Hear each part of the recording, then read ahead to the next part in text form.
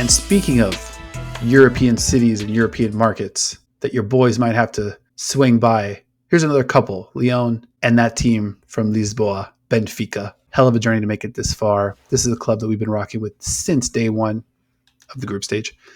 Let's quickly recap how Benfica got here. Further than any team in the history of Portuguese women's football, by the way. Let's fucking go. Benfica opened the group stage on the wrong end of a 5-0 drubbing at the hands of Barcelona.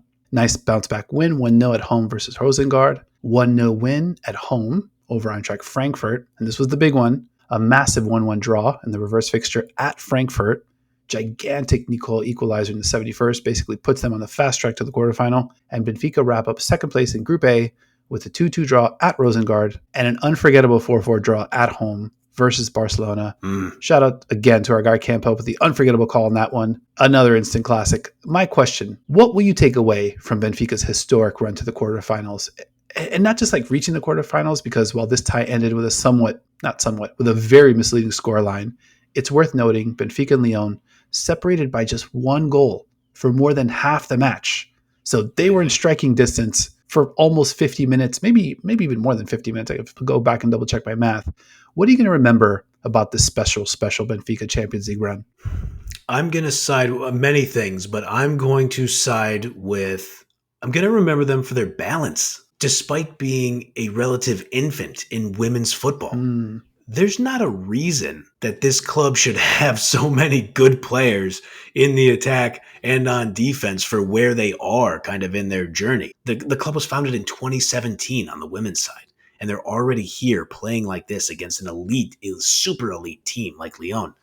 Obviously, Kika, Marie Aladou, Lucia Alves, Nicole, Andrea Faria, Jessica Silva, Christy Uchebe, and then in goal, Lena Powells. I mean, we're talking about a squad already here, man. And I talked about with Ajax, you have an established brand. You're just kind of overlaying that brand and that system and your style. You're overlaying that into the women's game, and it's already working for them. I'm going to be selfish. I'm going to pick one more thing, one more like flashbulb. It's the 4-4 draw versus Barcelona in front of their home fans. That was as riveting of a football match as we've seen in the tournament so far. I think the 4-4 draw versus Barcelona and bronze 2-2 draw versus Lyon and even bronze 2-1 loss to Barcelona, I think those are probably, I might be forgetting one, but those are like three of my absolute favorite matches in the tournament so far. And to come back and draw Barcelona 4-4 when you're down 2-0 and you know Barcelona's are always capable of beating you 7-0, coming back to draw that 4-4 is just bonkers. Yeah, it wasn't quite, the 0-0 or the 1-1. I think we saw Chelsea and Hacken go 0-0, which was impressive. It was a great one, yeah. I mean, that one was very, very fun. But 4-4 against Barcelona, that's just a slugfest, like an epic one at that. I think I'm going to remember this team's fight and their spirit. I mean, I definitely agree with you, though, with regard to like the depth of this roster and the production that they got up and down. Like you mentioned, Kika Nazareth, huge in huge spots. Tremendous worldie of a dime to create Benfica's lone goal at Lyon, by the way, to pull them back again within striking distance.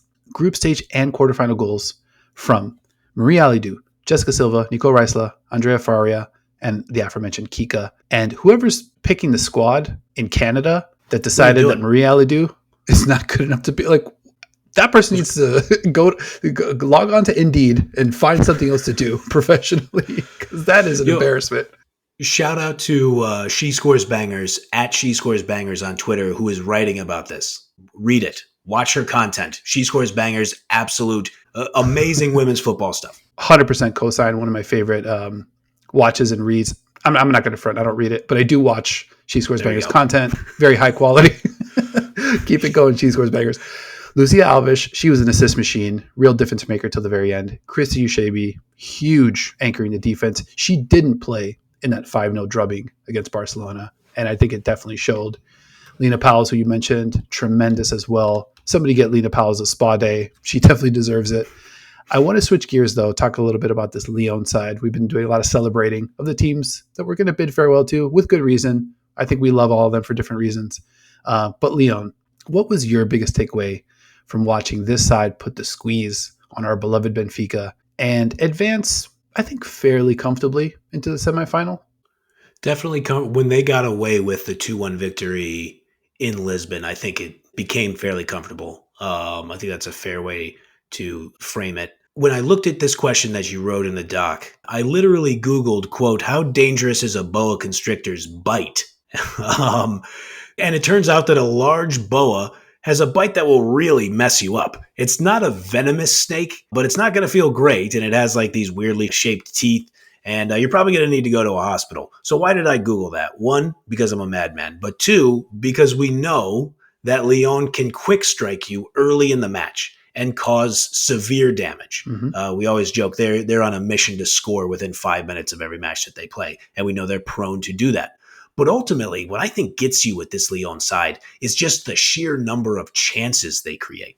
I'm going to really beat the hell out of this boa constrictor analogy here. But in the typical metaphor for a team that squeezes you to death is like a defensive-minded team. But follow me on this one. The combination or some combination of Diani, Hegerberg, Leysomere, Lindsay Horan, Daniela Van de Donk, Sarah Debritz, Amel Majri, Vicky Besho, Selma Basha are going to just possess the ball for long stretches on your side of the pitch.